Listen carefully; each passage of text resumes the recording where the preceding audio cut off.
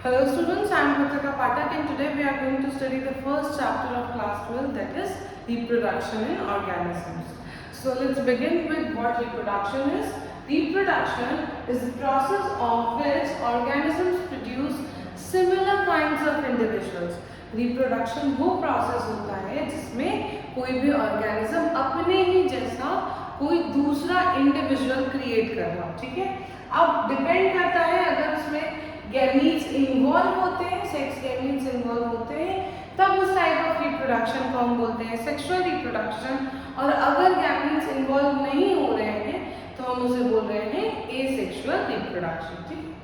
तो क्या लिखा हुआ है पहली बात तो कि reproduction is a process in which an organism produces young one similar to itself, यानी अपने ही जैसा, सिमिलैरिटी ऐसे कि आपके भी दो हाथ, दो पैर, दो आंख, वैसे ही आपके पेरेंट्स के भी, तो you and the nature of yours, the skin colour, the height, everything is very much similar between your parent and yourself. That means कि वो सिमिलैरिटी शो हो रही है because you are the offspring of your parents. अपने ही जैसे individuals को create करना रिप्रोडक्शन कहलाता है। अब ये रिप्रोडक्शन में जब हमने कोई ऑर्गेनिज्म प्रोड्यूस किया है तो जिस दिन उसका बर्थ हुआ उस टाइम से लेकर के जब उसकी नेचुरल डेथ होगी, एक्सीडेंटल डेथ को हम कंसिडर नहीं करेंगे, जब उस इंडिविजुअल की नेचुरल बर्थ हुई, उस नेचुरल बर्थ से उसका जो नेचुरल डेथ है ना, उस नेचुरल डेथ के बीच का जो टाइम ड्यूरेशन है, जो टाइम स्पैन है,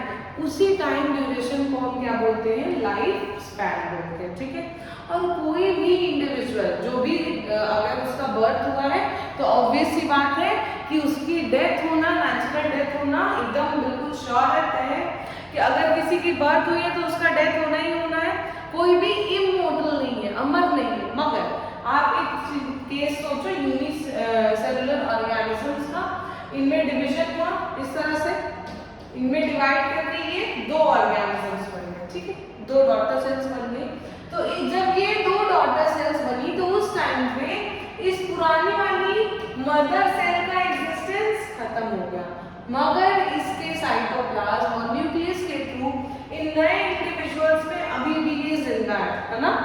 तो इसीलिए हम कहते हैं कि यूनिसेलुलर ऑर्गेनिजम्स में growth is synonymous with reproduction. So we can not clearly identify कि इन लोगों की डेथ हो रही है कि नहीं हो रही, बिकॉज इस तरह से तो ये फिर से आगे डिवाइड कर जाएंगे और फिर से दो सेल्स बना लेंगे, है ना। ये दो सेल्स आगे बनते चले जाएंगे, तो ये दो सेल्स क्योंकि नॉर्मली आगे आगे बनते जाएंगे, इसलिए हम बोल रहे हैं कि इन सेल्स में जो यूनिसेलुलर सेलुलर ऑर्गेनिजम्स होते हैं, इनकी कोई भी नेचुरल डेथ नहीं होती है। There is no natural death of unicellular organisms. So based upon their involvement in sexual and sexual gametes and absence of sexual gametes, अगर सेक्स गैमीट्स प्रेजेंट है तो हम उसे बोलेंगे सेक्सुअल रिप्रोडक्शन, और अगर नहीं प्रेजेंट है तो हम उसे बोलेंगे एसेक्सुअल रिप्रोडक्शन। तो पहले एसेक्सुअल रिप्रोडक्शन हम लोग डिस्कस करने वाले हैं। उससे पहले एक छोटी सी चीज, जैसे अभी मैंने आपको लाइफ स्पैन के बारे में बताया है ना, तो जब आप ये टेबल देखोगे तो यहाँ पे देखो जैसे रोज प्लांट है, उसका ईयर्स देख लो 5 से 7 साल। अगर लेंथ वाइज तुम देखोगे तो राइस भी उतना ही होता है जितना रोज प्लांट की लेंथ होती है, मगर राइस का ड्यूरेशन लाइफ ऑफ स्पैन कितना है, 3 मंथ से 7 मंथ। फिर से देखिए, अगर आप देखो बटरफ्लाई में 1 to 2 weeks, fruit fly 2 weeks, crow 15 years and parrot is 140 years. तो जैसे इनका साइज और इस पैरेट का और क्रो का साइज आपस में ऑलमोस्ट सिमिलर है, बोथ आर बर्ड्स, मगर उनका लाइफ स्पैन में ऑलमोस्ट 100 से भी ज्यादा साल का डिफरेंस आ रहा है।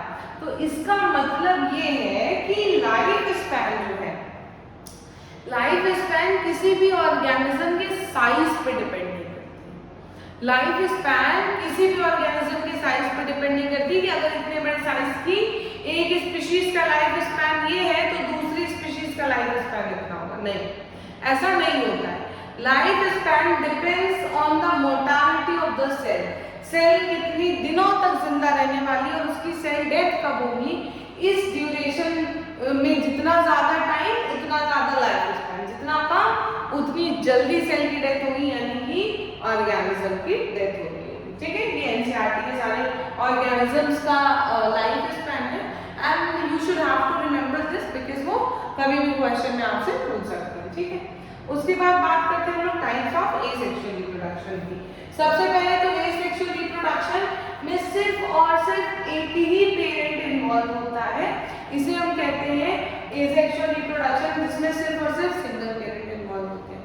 और एसेक्सुअल रिप्रोडक्शन जनरली सिर्फ यूनिसेलुलर ऑर्गेनिजम्स या सिंपल ऑर्गेनिजम्स में शो होते हैं। बहुत ही complex multicellular organisms asexual kind of reproduction show नहीं करते हैं। ठीक है, तो it has been described over here कि it is seen in unicellular organisms, simple plants and animals. Complex and multicellular plants and animals में sexual reproduction show होता है और सिंपलर प्लांट्स एंड एनिमल्स में asexual kind of reproduction show होता है। ठीक है, अब बात करते हैं कि जो ऑफस्प्रिंग्स बिना दो पेरेंट के इन्वॉल्व हुए बर्थ ले रहे हैं, जिनमें सिंगल पेरेंट इन्वॉल्व है, वो अपने पेरेंट्स के सिर्फ सिमिलर ही नहीं होंगे बल्कि वो अपने पेरेंट्स की एग्जैक्ट कॉपी भी होंगे, यानी कि टोटली आइडेंटिकल होंगे, उनकी आइडेंटिटी मिलती होगी। अगर तुम आधार कार्ड बनाओ तो सेम बन जाएगा,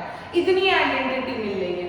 और इसी को हम बोलते हैं कि वो अपने पेरेंट्स के क्लोन होंगे। ठीक है, तो क्या लिखा हुआ है कि the offsprings are identical to one another to their parents also, और इतने वो मॉर्फोलॉजिकली यानी कि अपीयरेंस वाइज इतना ज्यादा सिमिलर, जेनेटिक फैक्टर सिमिलर, और ऐसे ही इंडिविजुअल्स को हम क्या बोलते हैं कि ये एसेक्सुअल से रिप्रोड्यूस हुए एक दूसरे के क्लोन हैं, बिल्कुल एग्जैक्ट सिमिलर। चाहे जेनेटिक कॉम्पोजिशन आप ले लीजिए, चाहे मॉर्फोलॉजिकल कॉम्पोजिशन ले लीजिए, ये एग्जैक्टली सिमिलर होंगे। ठीक, अब उसके बाद हम लोग बात करने वाले हैं एसेक्सुअल रिप्रोडक्शन के टाइप्स के। तो बर्डिंग, फिशन, फ्रैगमेंटेशन, वेजिटेटिव प्रोपगेशन, ये सब आपने क्लास 10th में हाउ डू ऑर्गेनिजम्स रिप्रोड्यूस में पढ़ रखा है, बट स्टिल रिप्रोडक्शन में आपको फिर से ये दोबारा पढ़ना है। तो सबसे पहले हम लोग फिशन पढ़ने वाले हैं। फिशन 2 टाइप्स के होते हैं, बाइनरी फिशन और multiple fission. Let's begin with binary fission. देखिए, बाइनरी फिशन अमीबा में होता है, मोस्टली हमने यही पढ़ा। ठीक है, तो बाइनरी का मतलब होता है 2। पहली बात तो फिशन मींस बीच से स्प्लिट हो जाना, डिवाइड हो जाना। तो जब एक पेरेंट से बीच से स्प्लिट हो जाती है, डिवाइड हो जाती है, तो हम उसको बोलते हैं फिशन हो रहा है। ये फिशन हमको मोस्टली जो है वो किंगडम प्रोटिस्टा और मोनेरा में देखने को मिलेगा। ठीक है, यानी कि प्रोकैरियोट्स जो यूनिसेलुलर और यूकैरियोट्स जो यूनिसेलुलर, ठीक है, वो मोनेरा प्रोटिस्टा का किंगडम से, और इन्हीं में हमें ये फिशन देखने को मिलेगा। तो बाइनरी फिशन में क्या होगा, बाइनरी फिशन में पेरेंट जो है वो अल्टीमेटली 2 में डिवाइड होगी, जैसा कि हमने अमीबा और पैरामीशिया में देखा। तो अमीबा तो शेपलेस होता है, अमीबा में जो सेल डिवीजन होगा वो किसी भी प्लेन पे हो जाएगा, मगर अगर हम पैरामीशियम की बात करें तो पैरामीशियम में ये फिशन सिर्फ लॉन्गिट्यूडनल फेज से होता है, और सिर्फ यानी कि बीच से लॉन्गिट्यूडनल एक लंबी आप लाइन खींचिए, उसी प्लेन से उसी फेज से ये डिवीजन होगा, और इसमें किसी भी प्लेन से डिवीजन हो सकता है। सबसे पहले क्या होगा, ये न्यूक्लियस और साइटोप्लाज्म इनलार्ज होंगे। ठीक है, न्यूक्लियस बड़ा होने लगा, फिर आपको दिखेगा न्यूक्लियस डिवाइड हो चुका है, दैट मींस कि यहाँ पे कैरियोकाइनेसिस हो चुकी है। ठीक है, कैरियोकाइनेसिस हो चुकी है। उसके बाद बात करते हैं कि एक छोटा छोटा यहाँ से फरो बन गया। ठीक है, फरो मींस होता है गड्ढा, तो ये थोड़ा थोड़ा गड्ढा बनने लगा है। हमने cell cycle cell division class 11 में पढ़ा था कि एनिमल सेल में जब साइटोकाइनेसिस होने लगती है तो इस तरह से फरो बन जाता है। अब ये फरो बनता है क्या बीच से, और ये पूरी तरह से डिवाइड हो गया, दैट मींस कि साइटोकाइनेसिस हो गया। ठीक है, ये रहा साइटोकाइनेसिस, तो साइटोकाइनेसिस हो चुका है। अब जब हमने बाइनरी फिशन पढ़ लिया तो हम पढ़ते हैं मल्टीपल फिशन। हमने बहुत बार ये चीज प्लाज्मोडियम में देखी है। प्लाज्मोडियम में कैसे होता है, मल्टीपल का मतलब होता है एक से बहुत ज्यादा, है ना। तो जब एक पेरेंट एक इंडिविजुअल जो है वो कई सारे ऑफस्प्रिंग्स का प्रोडक्शन कर रहा है through the process of fission, तो हम उसको बोलेंगे multiple fission. But this multiple fission is shown by the organisms in unfavourable condition. तो खुद को वो कंडीशन से प्रोटेक्ट करने के लिए एक प्रोटेक्टिव सिस्ट बना लेते हैं अपने चारों तरफ, और उसी सिस्ट के अंदर वो डिवाइड करना स्टार्ट करते हैं, 1 से 2, 2 से 4, 4 से 8, इस तरह से ये ढेर सारे डिवाइड कर जाते हैं। और फिर अल्टीमेटली जब फेवरेबल कंडीशन आती है तो ये यहाँ से ब्रेक होते हैं और उस फेवरेबल कंडीशन में इस तरह से जा करके अपना लाइफ स्पैन कंप्लीट कर रहे होते हैं। ये हमने ऑलरेडी क्लास 10 में प्लाज्मोडियम के रिलेटेड में पढ़ा था, ठीक है। This figure shows the multiple division in Plasmodium, but example में देखो प्लाज्मोडियम के साथ साथ अमीबा भी दिया हुआ है, और अमीबा हमने अभी कहाँ पे पढ़ा, बाइनरी फिशन में पढ़ा। मगर ऐसा तो नहीं है ना कि अमीबा के लिए हमेशा ही फेवरेबल कंडीशन रहेगी, अमीबा के लिए भी तो अनफेवरेबल कंडीशन आएगी। तो जब अनफेवरेबल कंडीशन आएगी तो अमीबा भी asexual mode of reproduction show करेगा, ठीक है। कैसे करेगा? सबसे पहले ये स्यूडोपोडिया है, इस स्यूडोपोडिया को अमीबा विथड्रॉ कर लेगा, है ना, ताकि उसका सरफेस एरिया कम हो जाए, उसका अनफेवरेबल कंडीशन में कांटेक्ट कम हो जाए।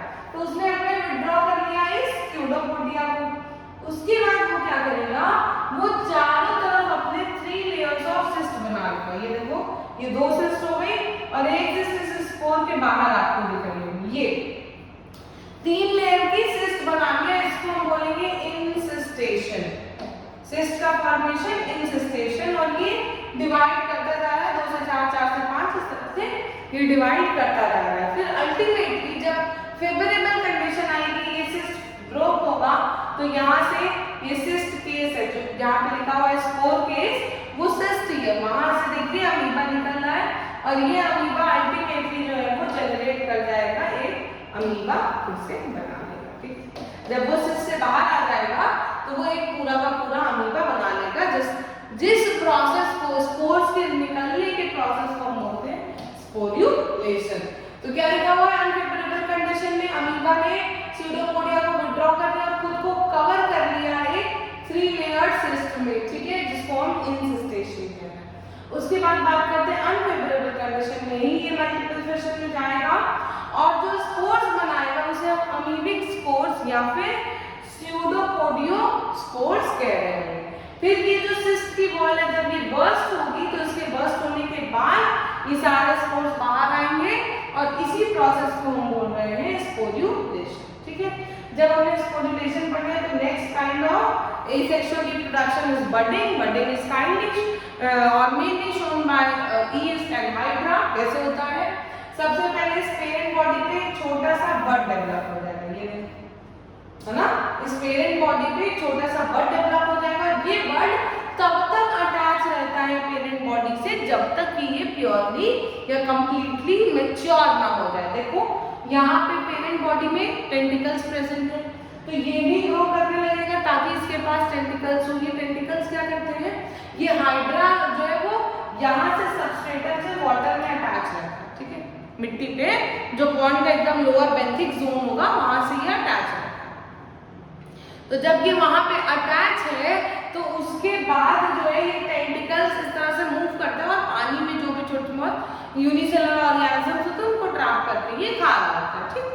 तो अब जब ये बड बना है तो इसको भी तो टेंटिकल्स चाहिए ना अपना खाना खाने के लिए, तो ये टेंटिकल्स जो है वो डेवलप होते हैं और जब ये डेवलप हो जाते हैं इतने कि ये अपने इंडिपेंडेंट एग्जिस्टेंस के केपेबल हो जाते हैं, तो ये इस पेरेंट बॉडी से डिटैच हो जाएंगे। डिटैच होने के बाद ये इस तरह से फ्लो करता हुआ किसी दूसरे सबस्ट्रेटम में जा करके ग्रो करने लगेगा। This kind of reproduction is known as budding. और ऐसा ही हमें कुछ देखने मिलता है इस ईस्ट में।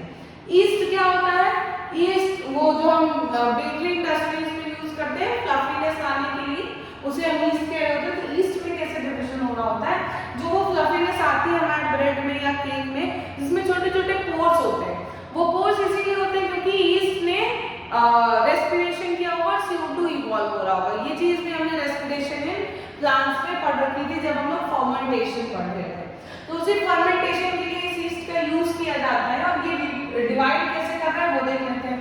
जैसे एक सेल है, सेम इसी तरह से इलॉन्गेशन ऑफ न्यूक्लियस हुआ, न्यूक्लियस इलॉन्गेट हुआ, उसके बाद कैरियोकाइनेसिस हुई, कैरियोकाइनेसिस के बाद यहाँ पे एक मार्जिन डेवलप हो गई, मतलब सेल तो डिवाइड डिवाइड हो चुकी है, साइटोकाइनेसिस भी हो गई है, मगर फिर भी अभी ये अपने पेरेंट सेल से अटैच रहेगा। इस तरह से कई सारी सेल्स डिवाइड होती जाएंगी और पूरी चेन ऑफ बर्ड्स जो है वो बन जाती है, जो हमें जिन्हें हम कह रहे हैं ये डॉटर लीव्स है। After maturation this chain also gets detached from their parent body. अब coming to the some asexual reproductive structures, हमें अगेन पूरा प्रोसीजर नहीं पढ़ना है, मगर हमें इन रिप्रोडक्टिव स्ट्रक्चर्स के नाम याद रखने। ये वाला तो हम भी याद रख चुके हैं, है ना, हाइड्रा में बर्ड फॉर्म होता है, ये हमने याद कर लिया।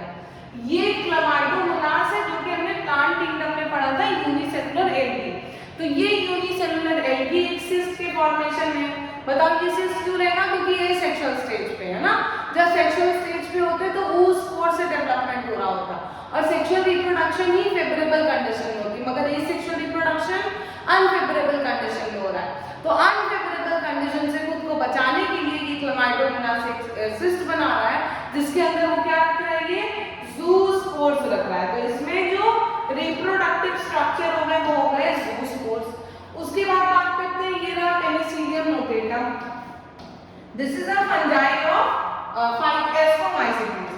This is Penicillium notatum. ये भी अगेन यूनिसेलुलर फंजाई है और इसमें जो है ये रिप्रोडक्टिव स्टेजेस जो है वो कोनिडिया है। एसेक्सुअल रिप्रोडक्टिव स्टेजेस हो गए कोनिडिया। और ये हम बात कर रहे हैं स्पॉन्जेस की।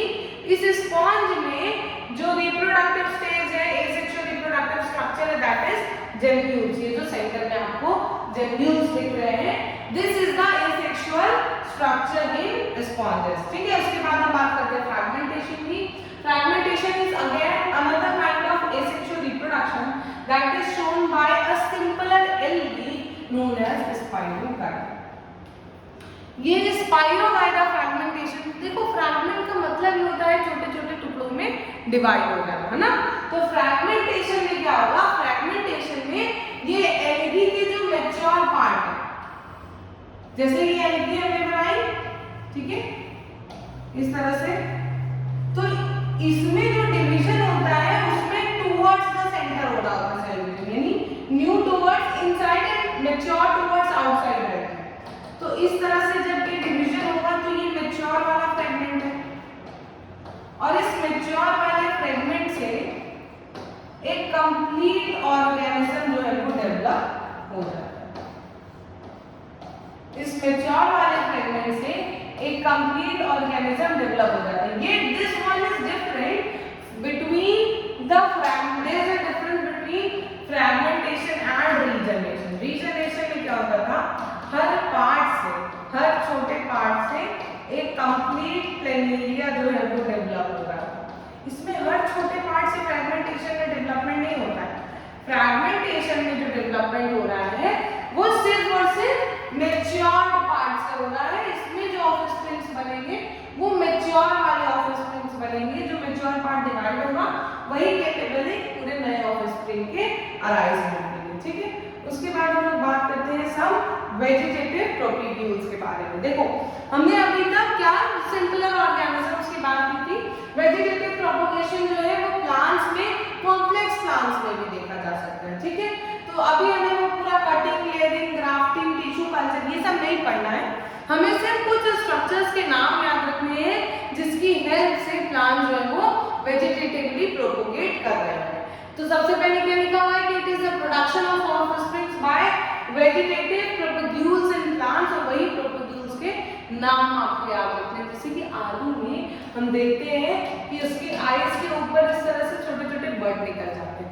This bird is able to give rise to a new individual, मतलब वो पूरे के पूरे प्लांट को बना सकता है। या फिर हम बात करें, यहाँ पे देख लीजिए आप लोग डायग्राम में, जब हम लोग अदरक देखते हैं, है ना, जिंजर, तो इस नोड से ये छोटे छोटे राइजोम्स निकले हुए हैं and these rhizomes are responsible for the complete formation of a plant in favourable condition. जब हम इसे मिट्टी में काट देंगे, एक बात देखी हुई है कि जब हम इसको डाउन सॉइल पे रख देंगे रूट्स, तो एक नया का नया प्लांट बन जाता है इसी राइजोम से, जो कि बनाना में और जिंजर में प्रेजेंट होता है। उसके बाद बात करते हैं दिस इज अगैप, और ये अगैप में जो आपको वेजिटेटिव स्ट्रक्चर दिख रहा है, this is bulbil of agave, alright. ये ब्रायोफिलम की लीफ में जो साइड साइड एडवेंटिशियस बड्स है, लीफलेट्स है। ये ब्रायोफिलम के लीव्स में जो एडवेंटिशियस बड्स है, notches of margin of leaf में, इस लीफ की मार्जिन पे जो ये छोटे छोटे बड्स है, यहाँ से भी कंप्लीट पूरा का पूरा प्लांट बन सकता है। And this is the offset of water hyacinth. Water hyacinth से भी पूरा का पूरा एक नया प्लांट जनरेट हो सकता है, ठीक है। तो ये कुछ वेजिटेटिव प्रोपोग्यूल्स थे जिसके थ्रू एसेक्सुअली प्लांट रिप्रोड्यूस कर रहा था।